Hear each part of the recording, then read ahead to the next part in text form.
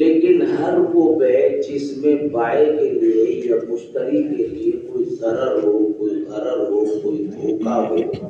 آئندہ پشیمانی ہو، تو ایسی بیع کو شریعت اسلامیہ میں درست قرار نہیں دیا گیا۔ ان بیوع میں جو بیوع غرر پر، دھوکے پر مشتمل ہے، زمانہ جاہلیت میں ان کا رواج تھا۔ زمانہ جاہلیت میں یعنی حضرت عیسیٰ علیہ السلام کے جانے کے بعد رسول اکرم صلی اللہ علیہ وسلم کی بعثت مبارکہ سے قبل یہ زمانہ جو ہے جاہلیت کا دور کہلاتا ہے، یعنی حضرت عیسیٰ علیہ السلام کے ماننے والے اور ان کی دعوت کے اثرات وہ تو ان کے جانے کے بعد کم سے کم ہوتے چلے گئے، اور پھر اس کتاب میں انجیل میں تحریف ہوتی چلی گئی،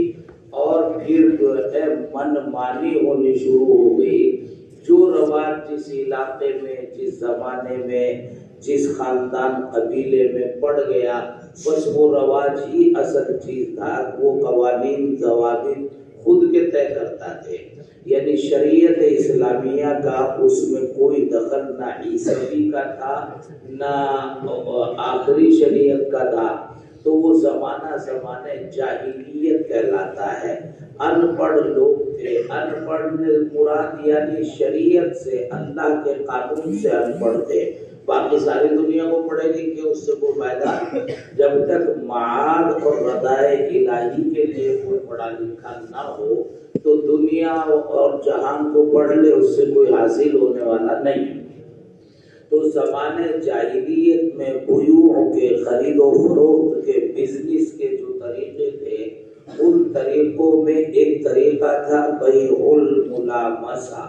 ملامسہ لمسن سے ہے، اس کے معنی چھونے کے ہیں،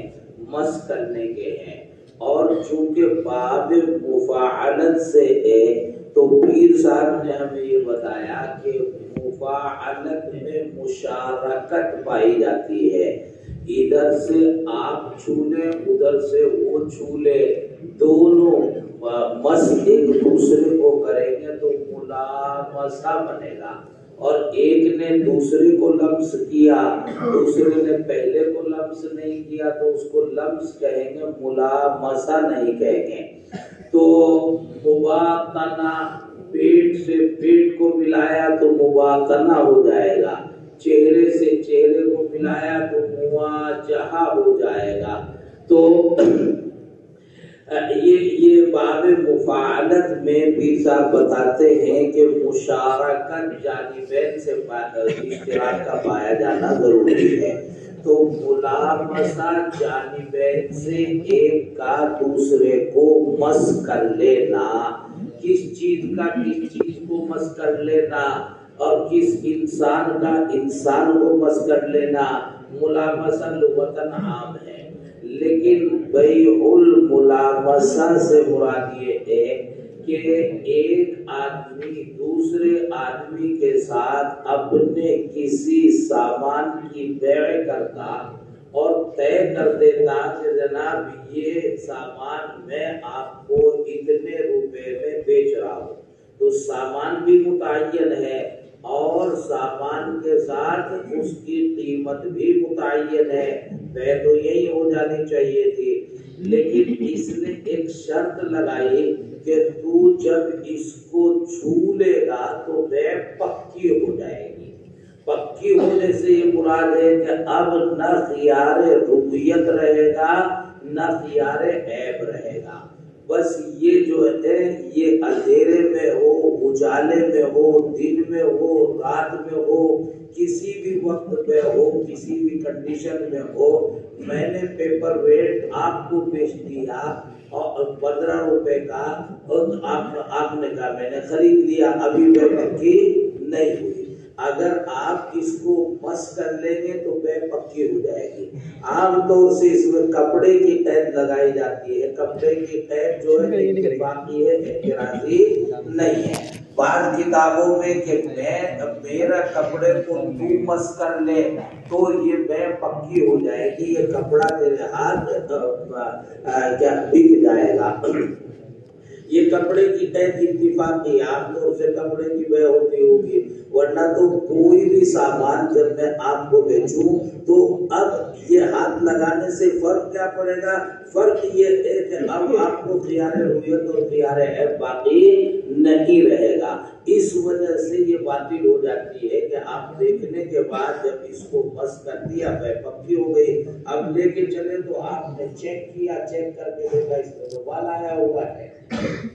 بال آنے کے بعد جو ہے بیکار ہو گیا۔ تو ایک ہیرا ہے، جواہرات میں سے کوئی ٹکڑا ہے، اگر جو ہے اس میں بال نہیں ہے تو 1,00,000 روپے کا ہے، اور اگر اس میں بال آ گیا تو وہ رہ گیا 10,000 روپے کا، تو 90,000 کا فرق آ جاتا ہے۔ اسی طرح کپڑے میں ہے کہ جناب کپڑا آپ نے خریدا ہے، اگر اس میں کوئی کمی نہیں ہے تو وہ کتنے کا ہے؟ 1,000 روپے کا، اور اگر ذرا ایک جگہ سے ایک تانا یا بانا غلط ہوا پڑا ہے، وہ کٹا کر کہیں جا نہیں رہا، یہاں آئے گا سامنے بالکل، تو پھر وہ ہو جائے گا 200 روپے کا کپڑا،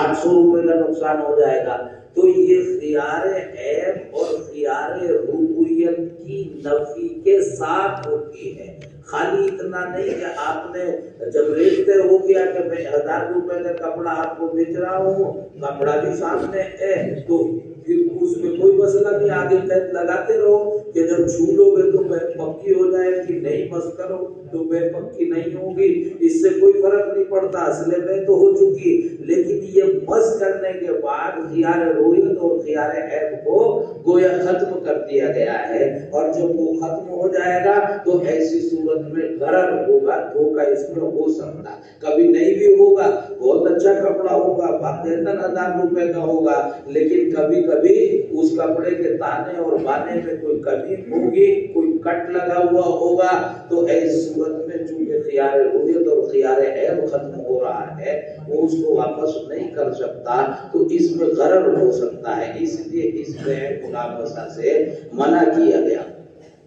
حضرت سیدنا امام شافعی علیہ الرحمہ اس میں ذرا سی قید بڑھاتے ہیں، وہ کہتے ہیں کہ بے ایک تو اجالے میں ہے، دیکھ کر ہے، یہ رکھا کپڑا سامنے، تو یہ بے ملابسہ نہیں کہلائے گی۔ بے ملابسہ کے معنی یہ ہے کہ یا تو یہ غائب ہے، یہاں نہیں رکھا آپ کے سامنے، مشتری کے سامنے نہیں، نیچے رکھا ہے، یا نیچے رکھا مشتری کو دیکھ نہیں رہا، یا تاریک جگہ پر ہے، رات کے اندھیرے میں ہے، تو اندھیرے میں ہونا تب بھی دیکھ نہیں رہا، کاؤنٹر کے نیچے رکھا، الماری میں ادھر رکھا تو تب بھی دیکھ نہیں رہا، بغیر دیکھے جو ہے یوں جا کے آنکھ بند کر کے کیوں بس کرے گا؟ کپڑا بس کرتے ہی کپڑا اس کا ہو جائے گا۔ تو ریٹ طے ہے، سب کچھ طے ہے، لیکن اندھیرے میں ایسا ہونا ہے، تو ایسی صورت میں ملابسہ کی تعریف اس پر صادق آئے گی، اور اجالے میں یہ رکھا پیپر ویٹ سامنے آپ دیکھ رہے ہیں اور خرید رہے ہیں، تو پھر وہ ملابسہ نہیں، اس میں غرر نہیں ہے۔ اب یہ کہتے ہیں کہ یہ کپڑا جو ہے کبھی ایسا نہیں ہوتا، اگر 1 میٹر بھی 2 میٹر بھی کپڑا لوگے تو وہ ایسا نہیں ہوگا کہ یوں پورا کھلا ہوا پڑا ہوگا، طے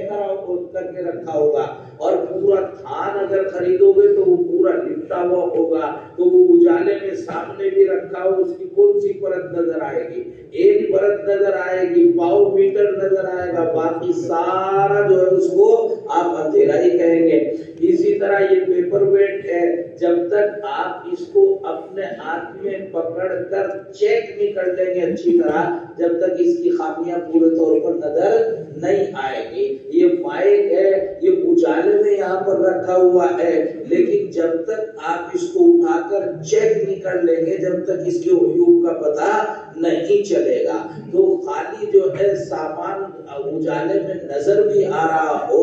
اور جب بھی اس میں دھوکہ ہو سکتا ہے، دھوکہ ہونے کے لیے اندھیرے کا ہونا، تاریکی کا ہونا ضروری نہیں ہے، سامان کا غائب ہونا ضروری نہیں ہے، تو لہذا اجالے میں ہو یا اندھیرے میں ہو، کسی بھی حالت میں ہو اس میں سے اصلاً خیار عیب اور خیار رویت کو کھینچ کر ختم کر دینا یہ غلط ہے، یہ اسی میں ضرر ہے۔ لہذا جب بھی اس کو ملامسہ کہیں گے جب وہ بے اجالے میں ہو رہی ہو، اندھیرے میں اس بے کا ہونا ضروری نہیں ہے۔ یہ ہے بے ملامسہ۔ دوسری ہے بے منابضہ۔ منابضہ نبذن سے ہے، آپ نے کنکری پھینکی حضرت عمار کی طرف تو نبذن ہے، اور اگر عمار نے بھی پلٹ کے وہ کنکری آپ کی طرف پھینک دی تو منابضہ ہو گیا، جانبین سے کنکری کا پھینکنا۔ اور منابضہ نبذن کے معنی اصل پھینکنے کے ہیں، کنکری ہم نے اپنی طرف سے بڑھا لی۔ تو جیسے ملامسہ چھونے کے معنی ہے سامان کو چھونا، وہ اصطلاح کی وجہ سے بڑھا دیا گیا ہے اصطلاحی طور پر، ایسے ہی منابضہ کسی چیز کو دوسرے کی طرف پھینکنے کے اور وہ اس کی طرف پھینک دے۔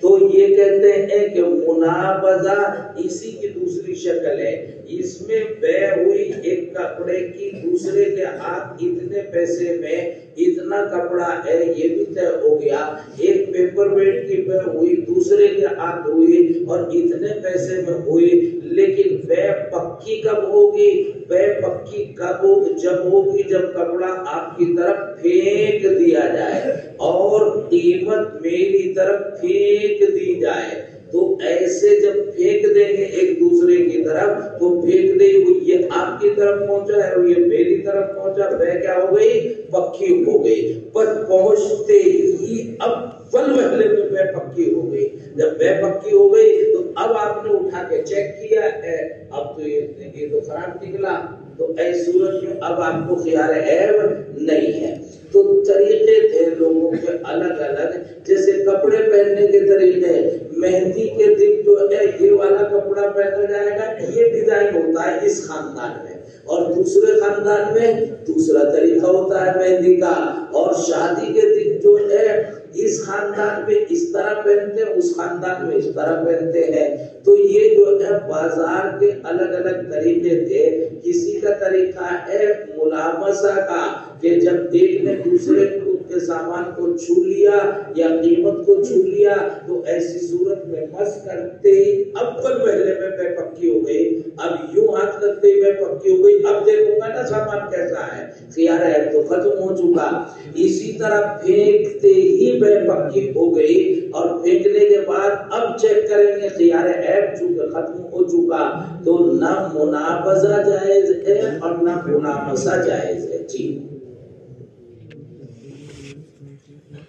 وبه قال حدثنا ابو قريب وابن ابي عمر قال حدثنا وكيع عن سفيان عن ابي الزناد عن الاعرج عن ابي هريره رضي الله تعالى عنه عن النبي صلى الله عليه وسلم مثله. وبه قال حدثنا ابو بكر بن ابي شيبه قال حدثنا ابن نمير وابو اسامه قال حدثنا محمد بن عبد الله بن نمير قال اخبرنا ابي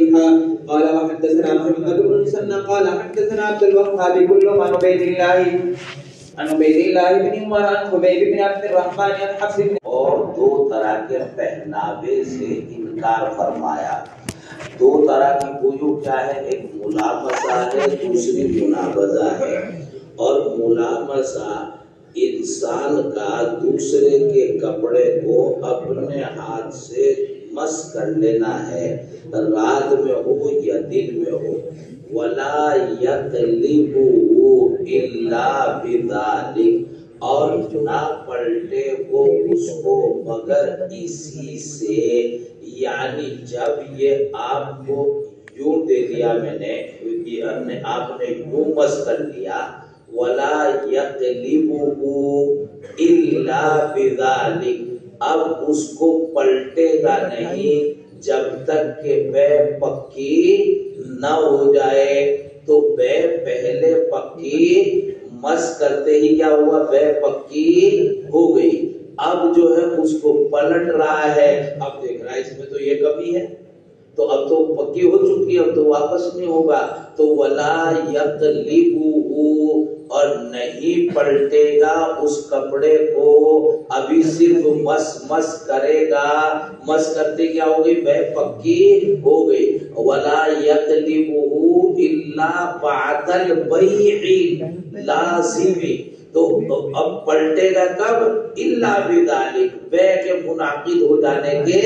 بعد میں، جب اس کو خامی نظر آئے گی. یہی اس میں کمی ہے کہ خامی نظر آنے کے بعد واپس کرنے کا کوئی موقع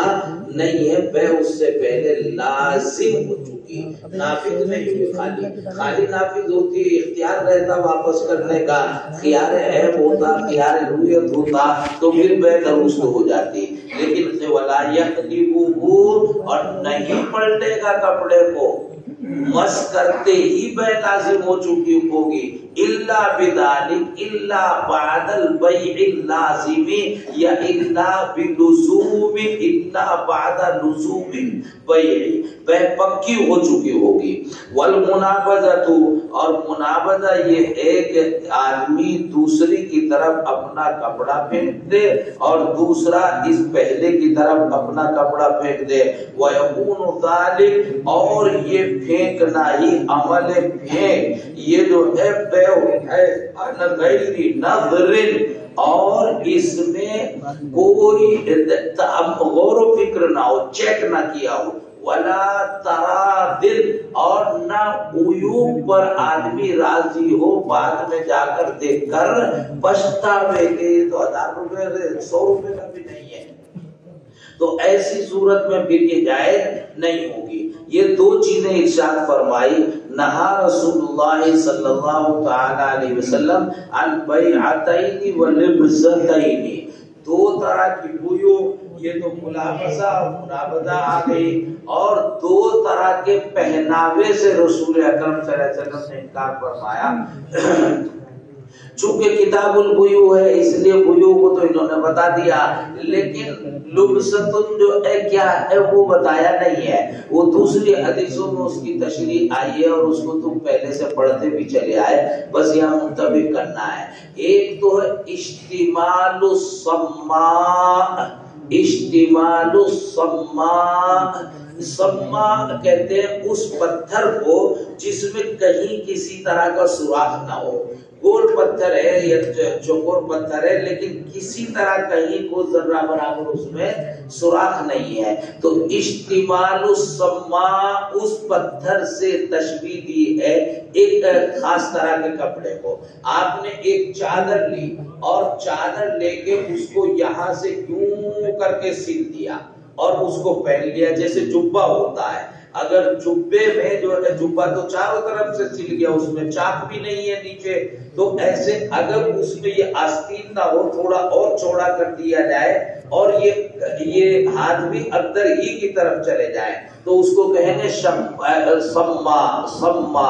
تو اس کا پہن لینا، اس میں ہوگا کیا کہ اس میں اگر آپ گر گئے،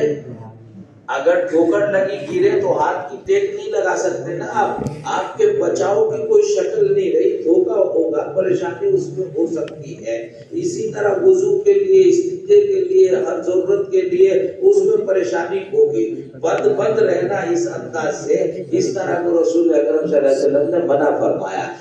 جب وہ جبے کے جو ہے ہاتھ باہر نکال دیے گئے آستین لگا کر تو وہ سما نہیں رہا. ایک شکل محدثین یہ لکھتے ہیں. دوسری شکل جو ہے فقہا کے یہاں لکھتے ہیں سما ایک ہی. ان کے یہاں شکل یہ ہے کہ جیسے ایک کپڑا ہمارے یہاں سردیوں میں چادر اوڑھتے ہیں، چادر، تو چادر کو یوں کر کے اور یوں ڈال لیتے ہیں تو گول پوری چادر ہے، لمبی ہے نیچے تک. بعد کا تو چھوٹے چھوٹے سے شال آتے ہیں وہ اوڑھتے ہیں اوپر سینے تک، پیٹ تک. اور ایک لمبی چادر ہمارے یہاں چلتی ہے ڈوئی ہے، وہ لمبی سی جو چوڑی چادر ہوتی ہے جو یہاں اکٹھا کرتے کرتے تنگ آ جائے پھر پیروں میں جا رہی، اس لیے کہ 4-4 5-5 فٹ سے زیادہ کے تو لوگ نہیں پیدا ہو رہے، تو وہ آتی ہے بہت چوڑی. تو اب یوں کر کے جو ہے اس کو اکٹھا کرتے وہ پیروں تک ادھر سے جا رہی، یوں کر کے اوڑھنی تو یہاں لٹکی ہوئی ہے خالی. ایک ہی کپڑا ہے، نیچے کوئی کپڑا نہیں، لا کرتا ولا پجامہ ولا انڈر ویئر ولا کیپری ولا لوور، کوئی چیز نیچے نہیں ہے۔ تو ایک ہی کپڑا میسر ہونا مشکل ہوتا تھا، اتنے کپڑے جو ہے تو اتنے کپڑے تو نہیں ہوا کرتے تھے، اور اب تو کپڑے قبل از وقت دیکھو مدت العلماء جو بمبئی کے ہیں ابھی جو ہے سینہ بند پہن پہن کے آنے لگے ہیں، تو ان کو سردی ستانے کا بیماری لگی کے پاس سینہ بند نہیں، یہ تو واقعی یہ بھی سوکھا ہے، یہ سوکھے سوکھے جو ہے نا یہ پریشان ہو جاتے ہیں پھر۔ تو یہ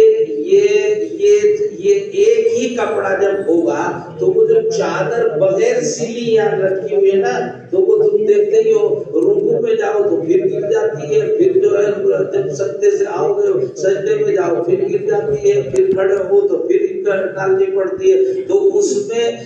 کشف عورت کا اندیشہ رہتا ہے، اس وجہ سے اس کی ممانعت ہے۔ تو ایک ہو گیا اشتمال السماع، اور دوسرا تم نے پڑھا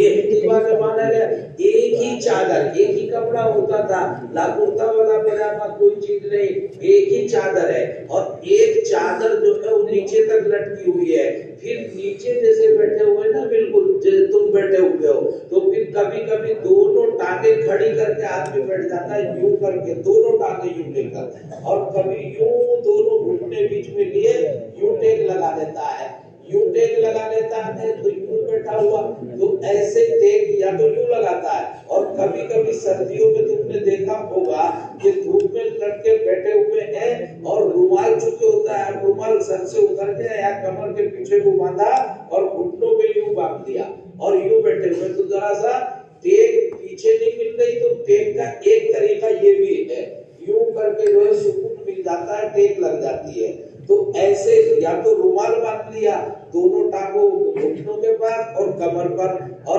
ایسے پکڑ کے بیٹھ گئے، یا رومال کی جگہ یہ ہاتھ باندھ لیے یوں کر کے، اور دونوں گھٹنے ایک ہاتھوں میں ہے اور یوں ٹیک لگائے ہوئے بیٹھے، جب یوں کر کے بیٹھیں گے تو پھر دیدار عام ہوگا۔ تو آج زیارت کا موقع سب کو ملے گا، اور یہ تو جب ملے گا جب جو یہ کیا ہوا احتباء، تو یہ بھی شکل درست نہیں ہے، یہ احتباء جیسے ستر ہے،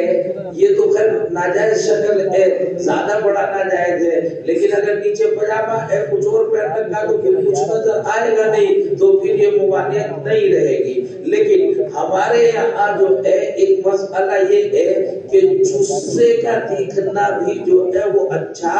نہیں ہے، نصف سطر کا کھل جانا ہے، اور جسے کے بجائے کچھ حصے کپڑے کے ایسی کیفیت ہے کہ کپڑا پہننے کے باوجود اس کو معاشرت میں دیکھنا اچھا نہیں سمجھا جاتا۔ جیسے پجامہ مولویوں کا ہوتا ہے، پجامہ پہن لیا اور اوپر سے کرتا نہیں پہنا، تو جو کچھ نظر آ رہا ہے سطر نظر نہیں آ رہا ہے، مگر قریب من السطر جو نظر آ رہا ہے وہ مولویوں کے درمیان ٹھیک نہیں، غیر مولویوں کے درمیان تو ٹھیک ہے، وہ تو پینٹ پہنے لوور پہنے گھومتے رہتے، اوپر ٹی شرٹ ہے تو کلو سے کپڑے کو اوپر سے نظر آتا ہے، لیکن وہ جو نظر آ رہا اتنا ہی دکھتا ہے نا ان کو۔ مولوی چونکہ قیاس ہے اس لیے وہ عبارت کے تحت الفاظ بھی دیکھتا ہے، تو وہ جو ہے وہ مولویوں کے درمیان ٹھیک نہیں ہے۔ لہٰذا یہ تو امار کرتا ہے نا کہ کرتا اتارا کرتی پہ لٹکا دیا اور جناب پجامہ پہنے مستقیم ہولٹ تک جانا آنا گھومتا پھرتا ہے، یہ احتباء کی 40% شکل ہے، احتباء کی 40% شکل ہے۔ مولوی جب جو ہے بیٹھتا ہے خطبہ دینے کے لیے ممبر پر، تو ساری دنیا نیچے اور جناب ممبر پر اوپر مولوی بیٹھا ہوا ہے، اب وہ کرتے کو یوں کر کے سیٹ کرتا ہے، یوں کر کے، تو یوں سیٹ کرتا ہے، تو جہاں سیٹ کرنا تھا وہاں تو کرتا سیٹ رہا نہیں، تو یہ مولوی نہیں سبھی سیٹ، تو یہ سارا جسم و جسہ جو ادھر نظر آ رہا ہے، اس لیے خطبے کے وقت بیٹھتے ٹائم اور اندر پجامے کی ہمیانی کچھ پھٹی ادھڑی ہوئی تو کیا ہی کہتے ہیں، تو وہ جو ہے بیٹھو اور یہ کرتا جو ہے ایسے سیٹ اوپر سے تمہیں دیکھ کر سیٹ لگ رہا نا، تمہیں اپنے لیے سیٹ نہیں کرنا تھا، کرتا دوسروں کے لیے سیٹ کرنا تھا، اس لیے کرتے کو جو ہے ایسے سیٹ کرو کہ کرتا نیچے لٹکا ہوا ہو یا اوپر شکنے کا ہو، تمہیں اچھا دکھ رہا ہے تو تمہیں اپنے لیے نہیں بلکہ دوسروں کے نظر کرنی ہے، دھیان نہیں رکھتا آدمی۔ بیت الخلا سے آتا ہے اور کرتا کمر بند میں سیٹ ہو گیا، اب سب دیکھتا پھر رہا ہے، سب ہنستے پھر رہے، اسے پتہ ہی نہیں چل رہا ہے کہ ہو کیا رہا ہے۔ تو ان چیزوں کا ذرا معاشرے میں خیال رکھنا۔ معزز مہمان بن کے گئے اور جناب شیروانی پہن رکھی ہے، اور جب استنجا کر کے باہر نکلے علماء کے درمیان بیٹھے تو پتہ چلا کہ شیروانی کا ایک کنارہ جو ہے کمر بند میں سیٹ ہو گیا، اب پوری شیروانی اوپر اور پریشانی باہر۔ تو ایسے جو ہے یہ ذرا تأمل کی چیزیں رہن سہن معاشرت میں معذب ہو۔ خیر احتباء جو ہے اس شکل میں ہوتا ہے جب نیچے کو کپڑا نہ پہن رکھا ہو اور کچھ جو ہے وہ ستر کشف عورت ہوتا ہو، تو ستر عورت کی وجہ تو ایک اشتمال السما اور ایک احتباء، یہ ہے لبستین یا لبستین، ان دونوں کو یاد رکھنا۔ تم سنتے ہو لیکن سن کر کان سے نکال دیتے ہو، لگتے تھے کہ سارے کے سارے یہیں پر ہیں اور سارے سن رہے ہیں، لیکن جو ہے اب دیکھ رہا ہوں کہ وَنَدْعُو إِلَيْهِ مَنْ وَرَاءَنَا مَنْ وَرَاءَنَا، اور سارے یک طرفہ مجتہدین جو ہے لکھ رہے ہیں مِن وَرَائِنَا مِن وَرَائِنَا، کاپیوں میں سارا گڑبڑ اور یعنی معمولی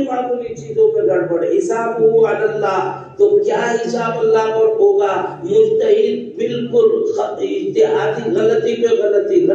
غلطی کرتا چلا جا رہا ہے۔ تو ساری شکلیں جو ہے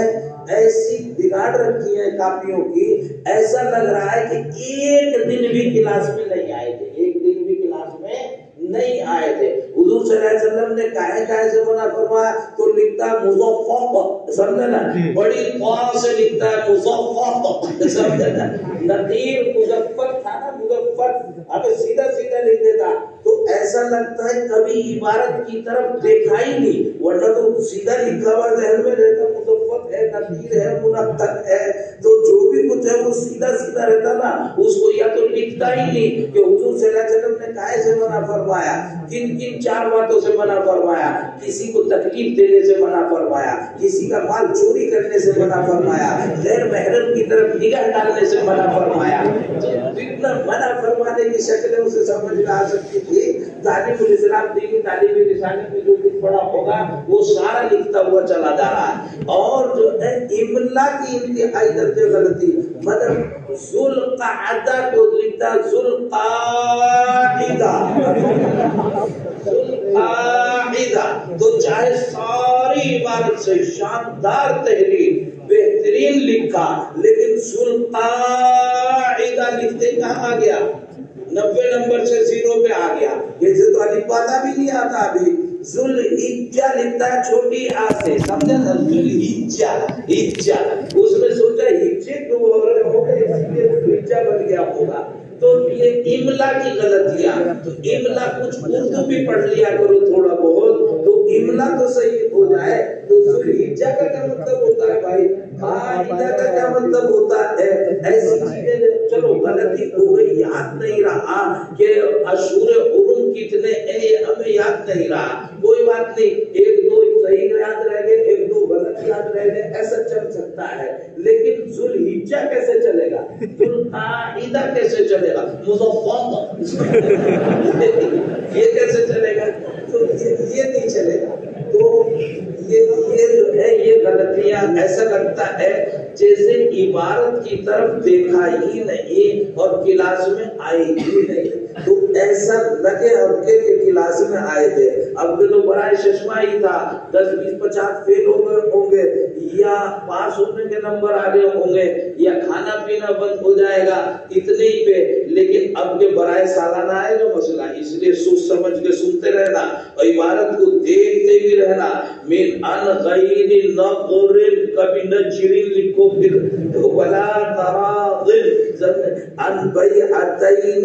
ولبستین. تو یہاں آ کر کبھی کبھی کیا کر دیتا ہے آدمی, یہیں سے عبارت کٹ کر دیتا ہے اور پھر پوچھتا ہے کہ یہ بیعتین اور لبستین سے کیا مراد ہے, کون سے دو لبس ہے, کون سی دو بے ہے. اب وہ پھر اجتہاد کرتا رہتا ہے کہ لبستین دو ہی ہوتے ہیں, برتن اور پجامہ تو دو سے اردو میں منع کر پایا, لہذا مجرد خرائط گھوم رہا تو گھوما کرو. تو ایسے اس کو